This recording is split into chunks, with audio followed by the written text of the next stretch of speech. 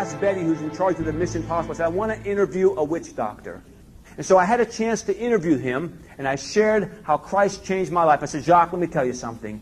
I said, these spirits that you think you worship, that come to you to give you information and power, these are not gods, they are demons. I said, one day, Jacques, these spirits that you think you control through your voodoo, when they are done using you, they will seek to destroy you and discard you like garbage. I said, the only one that can deliver you in that day, Jacques, is Jesus Christ. I said, do you want to pray to give your life to Him?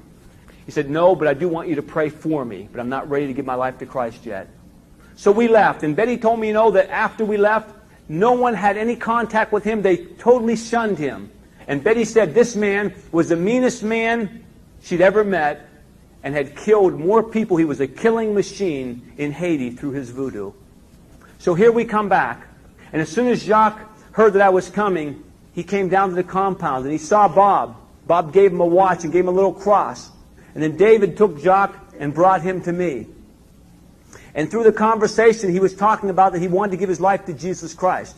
Now, I want to make sure, you see, I'm not one that just all of a sudden leads someone to Christ without them realizing what they're getting into, especially someone like a witch doctor. He's got several women. He's living with kids of different women. He's involved in all kinds of different, voodoo practices. And I want to make sure he realizes what the cost is and what it means to give your life to Jesus Christ. So I said, listen, Jacques, we're going to come up to your house tomorrow. We'll have Bible study together. And there we are up at his little hut. I'm sharing with him the gospel. Outside the hut, people from the village began to gather around. They're looking in the village hut. And I get ready to leave because I don't want to push salvation on Jacques too fast. And I get ready to leave the hut and say, Jacques, I'll be back tomorrow. We have more Bible study tomorrow. He calls me back. He says, I want you to pray for me.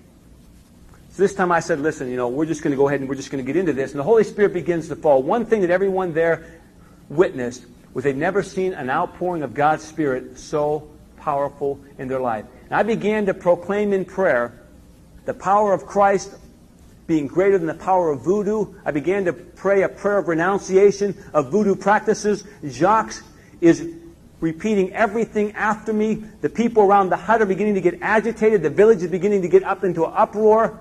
I begin to leave again after that prayer. I say, Jacques, I see you tomorrow. He calls me back. And this time David and Bob are with me, and the girls are outside. He takes us into this little inner room. And in this inner room, he lights a candle. And all his voodoo paraphernalia are in this room, and he begins to get a basket and begins to gather all his voodoo items up. We did not tell him anything to do. The Holy Spirit moved on this man's heart. He began to spontaneously move in this direction. No hype, no emotionalism, no trying to set this up. Jacques got them all, took them out there. They started a fire. Now the village people were gathered around. Karen and Tony and a few others saw two men run over with machetes. One guy got a lead pipe, and they said they were agitated. Their eyes were like fire. Their nostrils were inflamed, but they had prayed a wall of protection. God's Spirit was so powerful, I could care less whether we lived or died because God's presence and His power was so overwhelming. The people were gathered around, and God just gave me a message. I just began to proclaim. I said, this day you may wonder what happened. I said, this day the God who created the heavens and the earth has revealed Himself to Jacques the witch doctor, and he's given his life to Jesus Christ. And I challenged them to do so.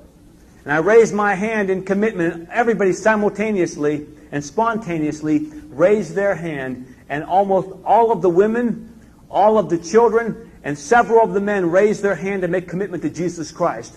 And after I was done, I looked and I saw several men with the most evil, hateful look, and I knew they would probably try to kill Jacques. I said, listen, I said, Jacques had courage this day to give his life to Jesus Christ.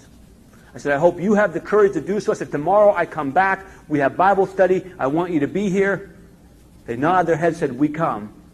And the next day after we came back, they were there. We went, split into teams of 3 and went into the villages and began to minister to the people. And God did an amazing thing there. And Jacques came to all the Bible studies there at the mission compound. They watched the 10 Commandments on video. When God parted the Red Sea, you heard these Haitians just cheering, and Jacques was watching intently. He shared his testimony, and 2 different Haitian pastors said they would disciple him, and our group decided to support him through the mission compound. And the only hope for Haiti, the only hope for the world, is the gospel of Jesus Christ. And Jesus said this gospel must be preached to all the world, and then the end shall come.